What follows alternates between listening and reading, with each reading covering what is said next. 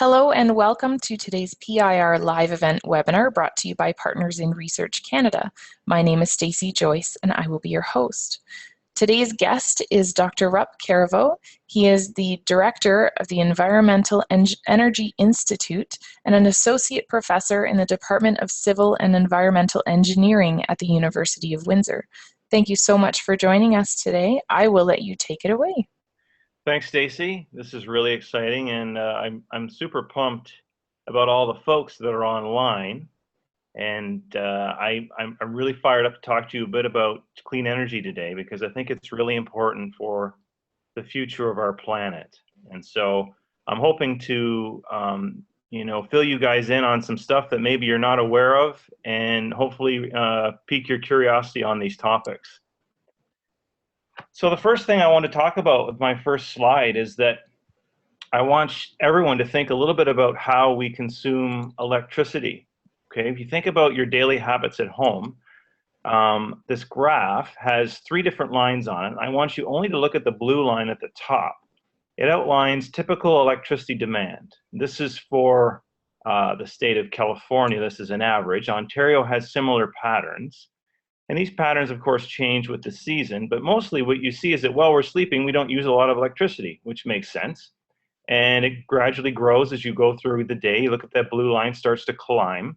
And then around just after dinner, things start to really climb and peak. And of course, that's when people are, washing dishes, they're turning on all of their media devices, maybe they're charging their electric car, right? So there's a real pattern to the demand that we have every day, but it's changing every day. It's changing every hour, and in fact, it's changing every minute of every day as people turn lights on and off, as industries turn machines on and off, as schools let in and out. So all of these things affect the way that our energy is consumed, and this is a very complicated dance that goes on because that energy, of course, has to be provided by resources across the province or the country.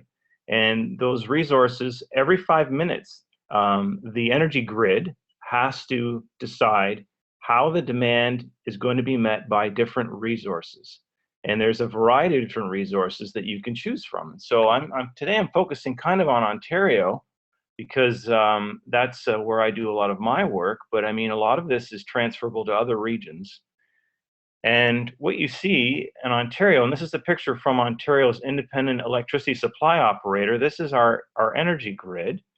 And you see all the locations of different generation stations and generation technologies. You see we've got 6 different types: nuclear, gas-fired, biofuel, solar, wind, and hydroelectric. And in Ontario in particular, we're blessed because that's a pretty clean grid. We don't have a lot of coal or other sort of first law polluters, and that's a good thing. But that said, there's always consequences to these choices because some of these resources are more expensive, some of them start up fast and run short, or some of them take a long time to start up and then also can run for a long time. So it's a complicated decision of how you make up that demand to make sure that every time we flip a light switch, that the lights come on, that you have the right amount of hydroelectricity, the right amount of nuclear, the right amount of solar, and the right amount of wind. So it's quite a complicated thing that goes on. Renewables play a part of it, but it's important for us to understand that renewables are still a very tiny piece of it, and that we have to continue to work with all our other resources as well. So let's have a look now, specifically again at Ontario. My next slide shows sort of a mix. So this shows basically circa 2015, you see in Ontario, if I'm looking at the pie chart on the left, the biggest one on the left-hand side, and you see that in Ontario, most of our electricity is made up from nuclear. And we have another large section coming from hydropower, right? And then the next largest one is gas, which is orange. And then you see a nice darker blue, which is wind. And then you see very, very tiny sliver there, which is made up of sort of the biofuel and solar. So you see how the typical or the latest renewables in wind and solar represent a very small section of that currently. But that is changing. And but nonetheless, even though that's a small slice, It's actually a very dynamic and important slice. And I'll talk a little bit more about that. There's two other pie charts on the right that I want you guys to pay attention to, and that is that each generation type, whether you're dealing with coal or hydropower or gas or wind, you see the coal still left there because in 2015 we still had coal online, but that's no longer the case. But each of these generation types will have a certain carbon or water footprint. That is, when you use this generator, it may generate a CO2 footprint or greenhouse gas footprint. And certainly coal is sort of the poster child for typically being lambasted for having large carbon footprints.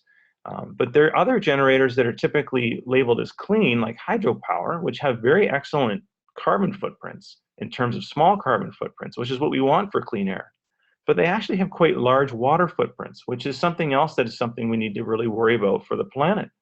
So these are things that I want you guys to think about, is that how can my choices for electricity be smart? One, for reliability. That's our first job, to make sure everybody's light comes on.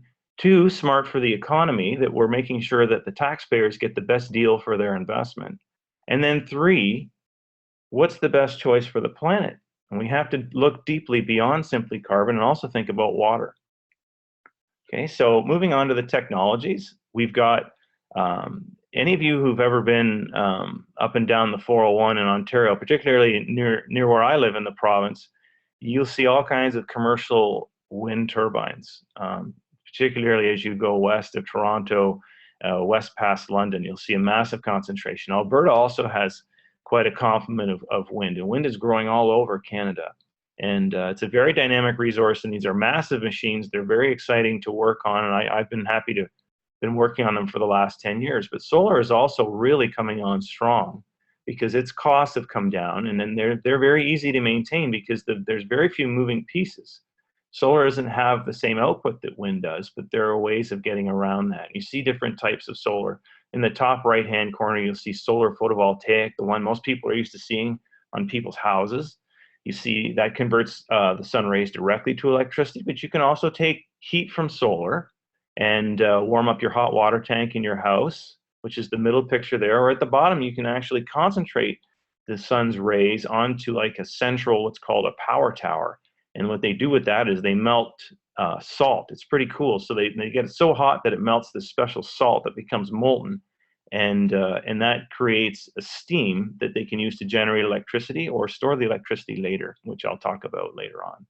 So I've moved on to my next slide where I'm actually showing that, well, it seems that solar and wind are really great guys from an environmental standpoint, and actually from an economic standpoint, they're great guys because their prices have come down tremendously over the last few years, and their water and carbon footprints are next to zero, which is fantastic for the environment.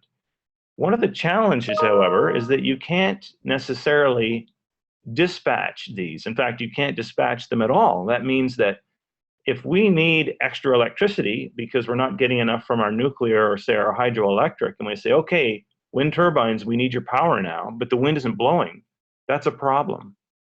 And it's really ironic because the wind may have been blowing all through the night. So what to do about that? It's the same thing with solar. What if you need the electricity right away from your solar panels, but the clouds have come in?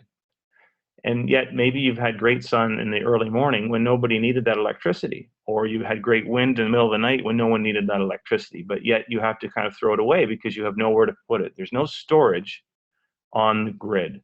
And that's what we're really looking at today, is if you want to have a really smart and clean grid that's sustainable for the environment, we need a grid that's more dynamic and flexible. And that's true whether you're using renewables or even the quote unquote non-renewables. So if we look again at this graph one more time, the last time we looked at it, you see the blue line at the top, that's the demand. Now I want you to look at the two lines on the bottom. There's a green line that represents wind production and a red line that represents solar. And you see in this case, because this is from California, so the solar is quite predictable because it's not so cloudy where they've installed it. And the wind is kind of all over the place, right? So, and both of them occur at times that we cannot control. So you'll see in the beginning, wind is actually peaking around 4 4 in the morning, and that's when electricity demand is the lowest. So that's not ideal. So, and then look again at wind in the green line. Towards the end of the day, wind is dying off, and that's when the blue line, our demand, is peaking. So that's not a good situation. So what we really need ideally is to be able to store that wind energy or solar, whatever it is that you can't control, in a battery or underwater as compressed air, so that you can discharge it at a later time or a time of your choosing. And that's what I want to show on my last slide, is that this storage technology, and there's a million different storage technologies out there now. It's a really, really rapidly evolving scene. The sector is emerging quickly because the grid needs it. But this one is really neat because it was created in Toronto, and the University of Windsor helped this company start and basically go all the way to commercialization, to the point now where what they do is they take that electricity that you would normally throw away, that you're generating through the night, that no one wants because no one's using it, and they'll actually use that electricity to pump up these balloons underwater. So if you've ever tried to pump up a balloon underwater, try it. The next time, take a party balloon in the pool with you, swim to the bottom of the pool, and try to blow it up. I guarantee you, you'll have a very difficult time doing that. Okay, and that's because the weight of the water is keeping everything down.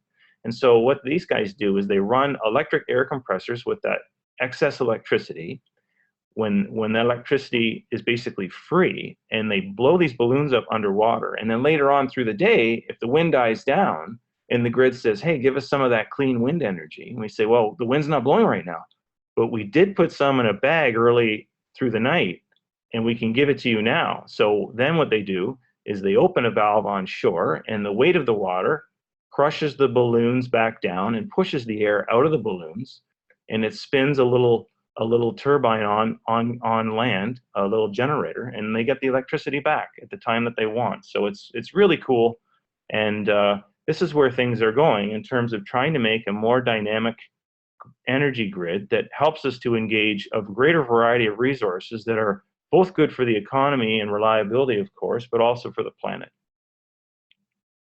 So this, I guess I'll leave this slide up because it's my picture. So this is me inside of a wind turbine, and we were doing what's called static modal testing. Normally, when you do static modal testing, that's a way to try to figure out what the structural properties, the dynamic structural properties of a unique structure are. You use a small hammer that you would use to test your reflexes in the doctor's office. But when you're looking at a wind turbine that's 350 tons, you have to use a sledgehammer. And so it was great fun to hit this wind turbine with a soft sledgehammer, granted. That's what I'm doing there, to try to sort out how to make wind turbines last longer. So the take-homes here are basically that running an energy grid is serious business. It's very complicated, but it's incredibly fascinating. And it's a field that we actually do not train for specifically in our education sector. And it's kind of a very neat thing that's kind of coming up. This energy engineering is very multidisciplinary, and it's something that we need to look at more. Wind and solar are definitely rock stars when it comes to small carbon and water footprints, but there is a caveat there, and it's that they're not dispatchable. We can't just snap our fingers and make them go. And so as a result, we need to create some other assets on the grid that will help us store energy to make it sort of come when we need it to. And it's like basically having I was out for dinner last night, and I recognized that I had more food than I could eat. I didn't want to waste it. I knew I'd be hungry today. So I took that leftover box, and that's what energy storage is. And then this morning, I opened up my leftovers, and I had them when I needed them. So I didn't waste any of that meal, right? So I just like to close by saying that energy studies, the science, the engineering, the policy, the commerce, the social science, it's all there, and it's super cool. And I think that anybody who hasn't thought about it should really think about it, because energy is literally all around us, and it's going to be a part of our future. And it's absolutely critical to the future of the planet that we have young, innovative minds thinking about how to make energy more reliable, more economical, and more environmentally friendly. And so with that, I encourage you to get involved in energy.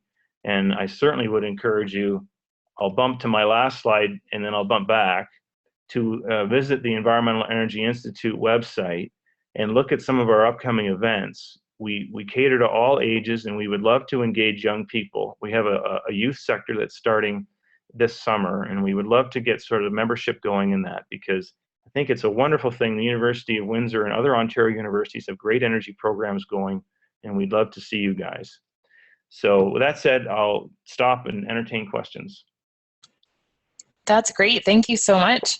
It's very obvious that you are passionate about this, not only from an academic perspective, but sort of the social and economic and other interrelated issues that all seem to intersect here with our energy. So I will get right to questions because we already have several, and I see more are coming in as we go.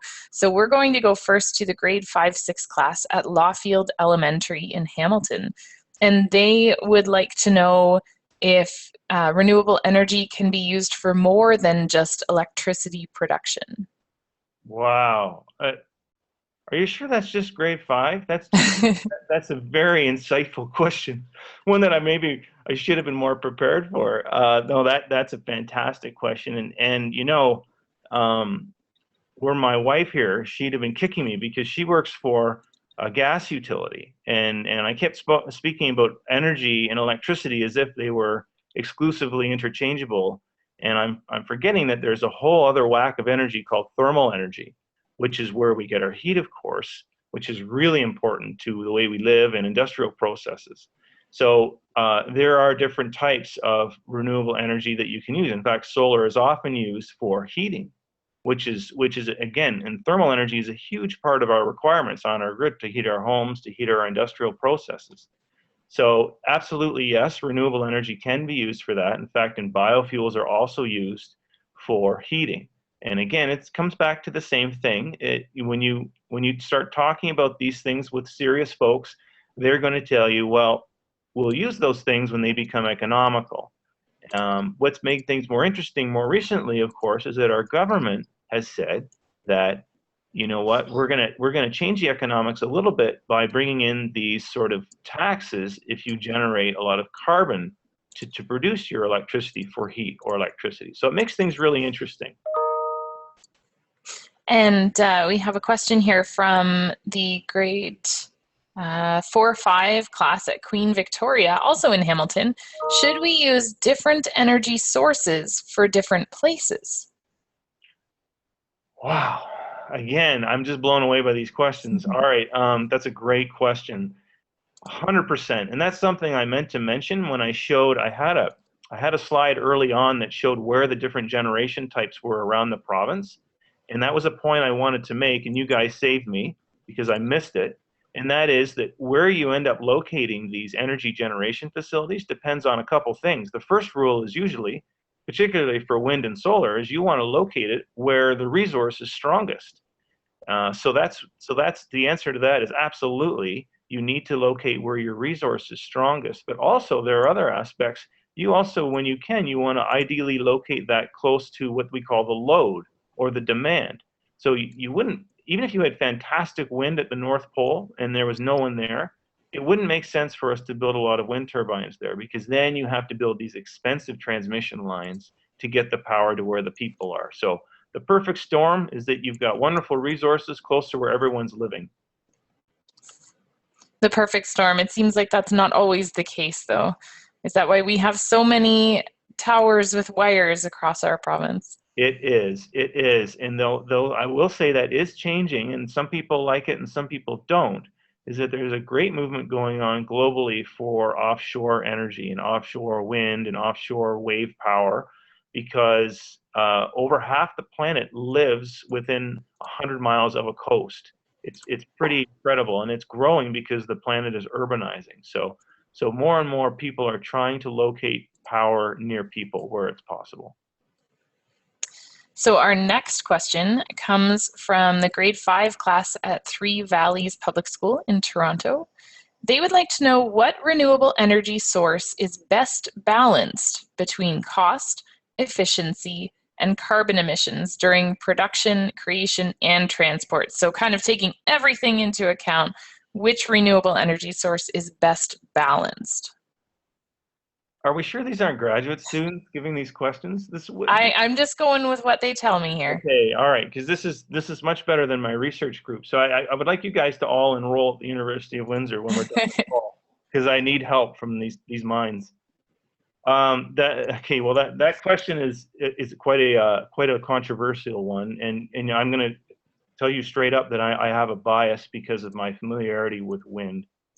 And I would say right now the top renewable, if you look across that spectrum that you guys outlined, is mostly, I would say, it's wind, and it's because wind has a pretty great power density. So one wind turbine can power 1,000 homes. So that part is good. That way, the cost of wind has reached grid parity or exceeded grid parity, which means it costs the same as regular old fossil fuels in many locations, but not all. It's obviously location specific.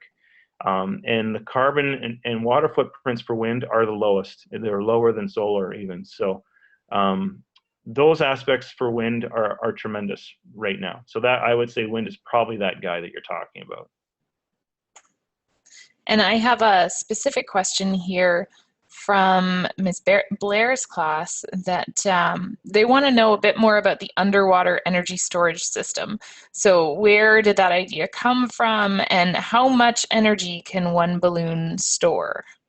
Wow. Okay. Yeah. Great questions. So that idea came from a crazy guy.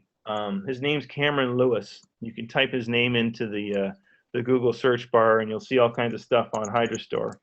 So Cameron, when the company was just one person, Cameron came down to see me at the University of Windsor because one of the province's funding organizations said that we would be good to work together. And Cameron had this idea on the back, literally on the back of a napkin, and he was showing me that he thought, well, why couldn't we use the electricity to blow up balloons underwater? Because you see how hard it is to blow up a balloon underwater. That might be a way of storing it. And that way we don't have to, necessarily take up the room on land. The other advantage, of course, is that we can, if we want to store more energy, we can just add more balloons. And in fact, the balloons already existed. So the balloons are actually what are called marine salvage bags that are used to lift wrecked ships or submarines off the bottom of the ocean. That horrible cruise ship crisis in Italy. In the Mediterranean a couple of years ago, there you probably saw they used these bags to sort of right that ship, and so that's what's used. And how much energy can be stored?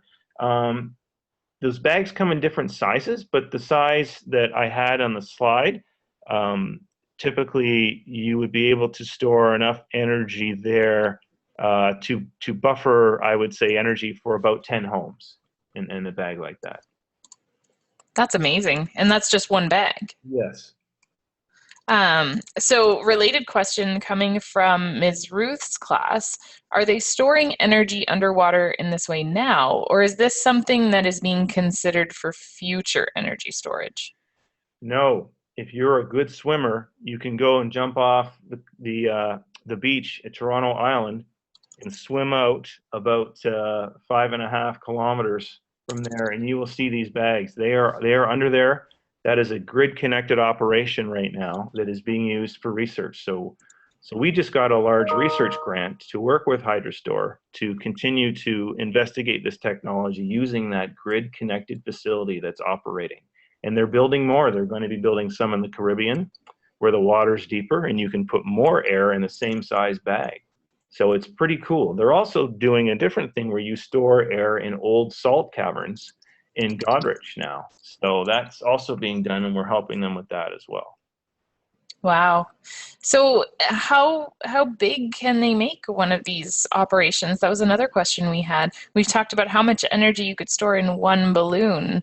How big can you make that? Yes. Okay. So I'll go right to the salt cavern example, because there's actually a couple existing examples on the planet already, and some of them are old.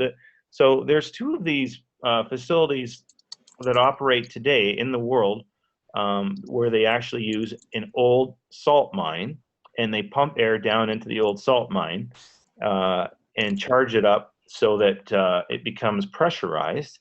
and then they take that air out when they want the electricity back, and they use that air to spin a little generator to get the electricity back. So these salt mines can be very large, and Huntorf, Germany is the first one, and it's about 35 years old now, and it's still running. And they basically can store 300 megawatts of energy in that facility. So that's a staggering amount. That's enough for probably a small city to buffer. So and they can store that energy for a long time. They could actually store things for months there. So it's quite interesting. And people are talking about facilities on the gigawatt scale, so 1,000 megawatts. So there's a lot of potential there, and a lot of people are interested because this idea of grid flexibility is really important for the future of energy. So I want to move to a slightly more specific question now. We've had these really insightful, broad questions.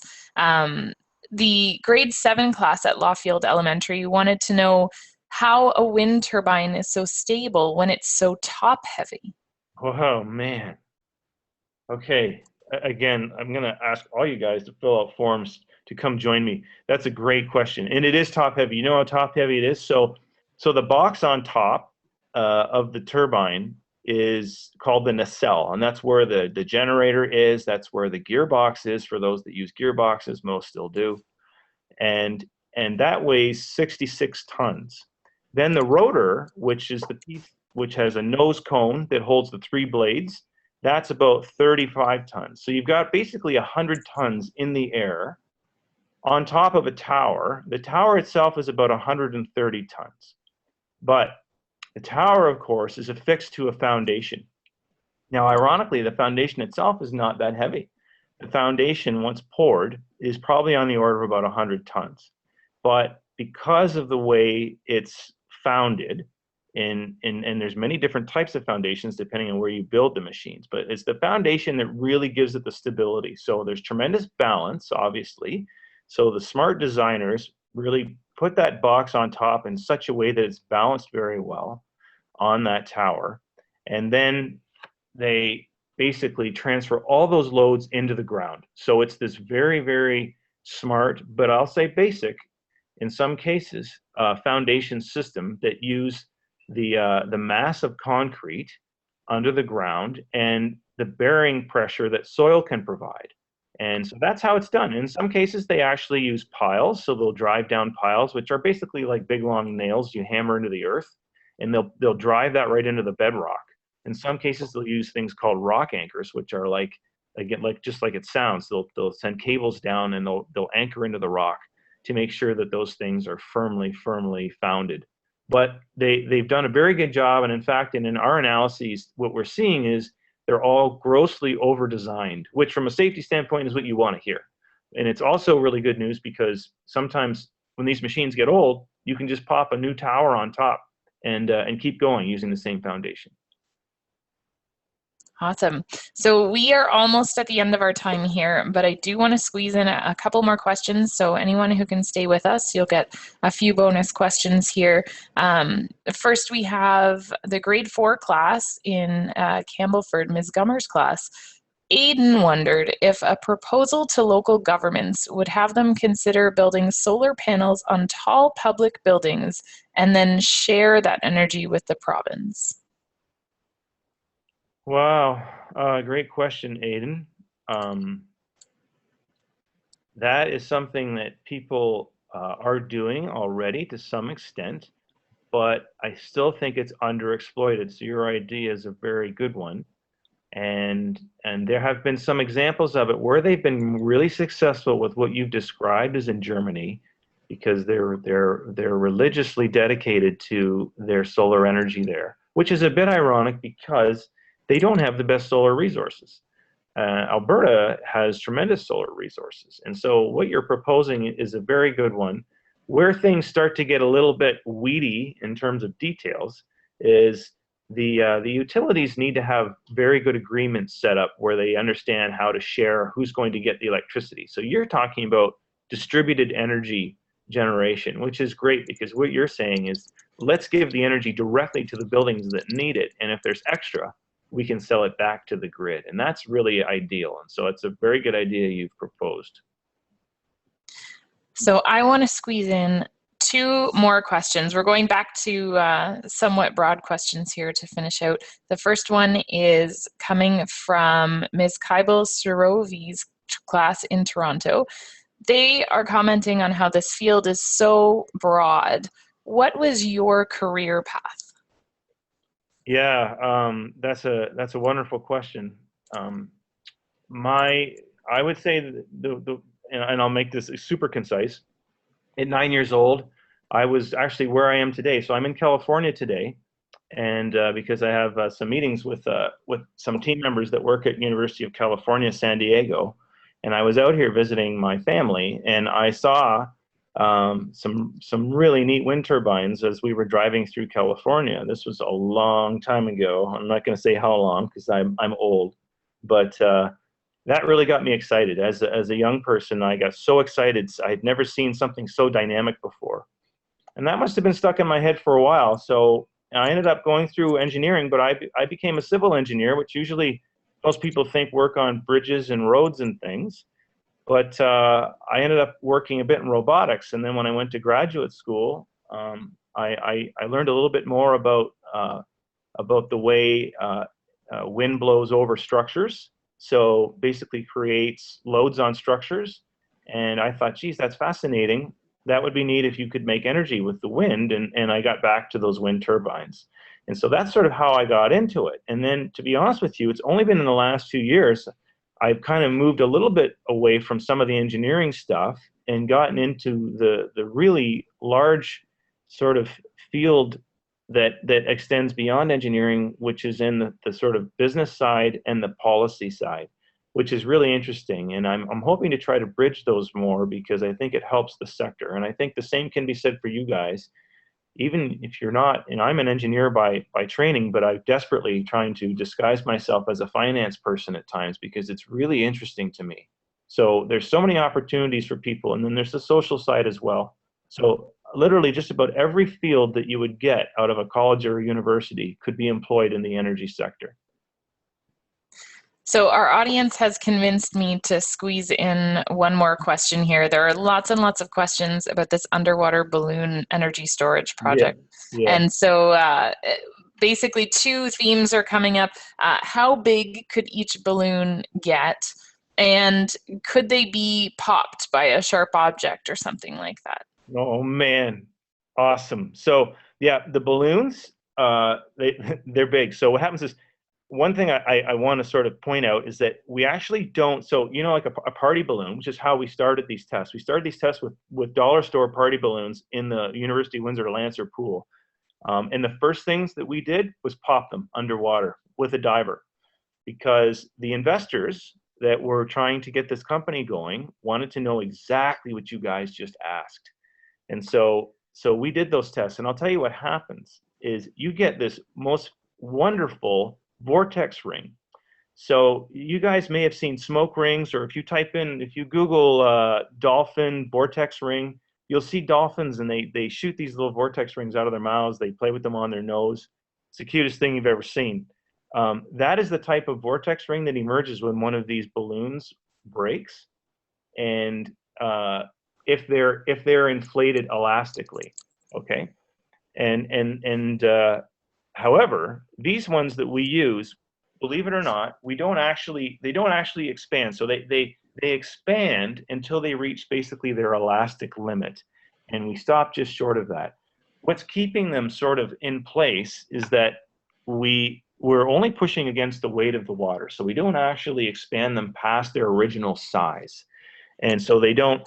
And so when you blow them up like that, it's more like a beach ball. So if you blow up a beach ball underwater and you poke it by something sharp, basically the air just kind of, it comes out, but it just rushes out sort of in a jet that's slow and sort of harmless.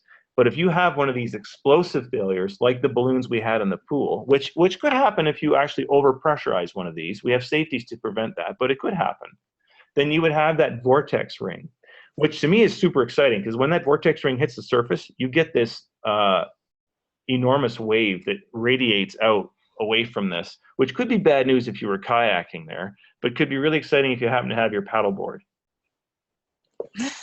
Well, I just couldn't resist squeezing that in, especially since we had several classes who were asking about that. But now I think we better wrap up. We're definitely over time here.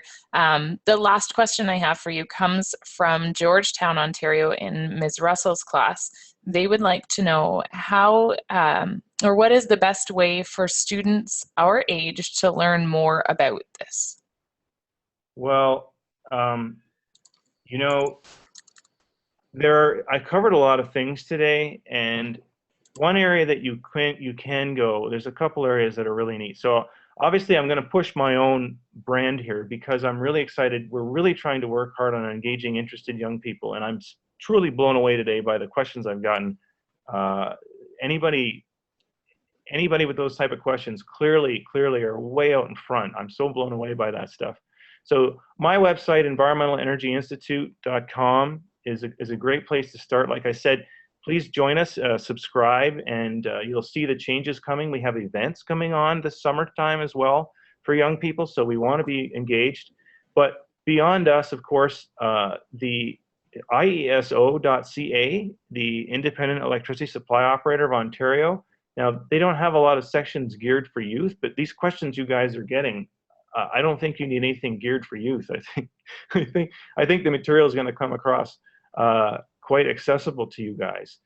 Also, there's a really neat and very comprehensive website in the U.S. called the Energy Information Agency, and they have a ridiculously comprehensive website on energy.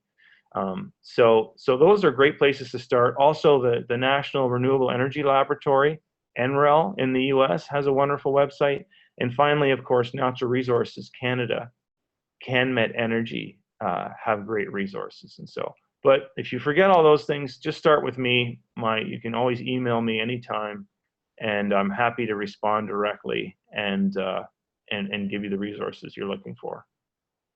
Well, thank you so much for all of those directions that our students can go, and our guest's email address is listed on his faculty webpage at the University of Windsor. So that is all the time we have. Thank you so much, Dr. Carriveau, for sharing your expertise and answering our questions today. Thank you. It was a genuine thrill for me. I've never been exposed to so many bright minds at once, and I sincerely hope to interact with you guys in the future. And good luck in your future studies. Thank you. And next up on PIR Live event, we are talking about wearable technology and stretchable electronics. More information on this and other PIR Live event webinars can be found at pirweb.org. Have a great day, everyone, and your celebrations for Earth Day. I hope we all find something to do tomorrow that can help to change the world.